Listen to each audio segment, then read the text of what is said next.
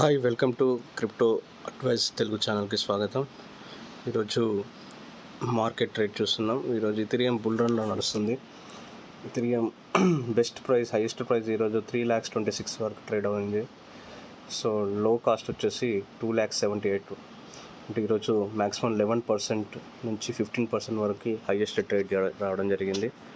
So Ethereum కొనేవాళ్ళు కొంచెం జాగ్రత్తగా చూసి కొనండి.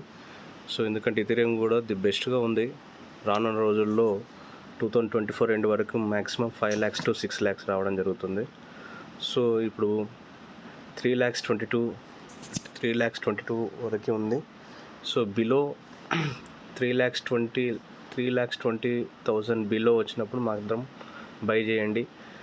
3,26,000 నుంచి 30 మధ్యలో ట్రేడ్ అవ్వచ్చు రేపు.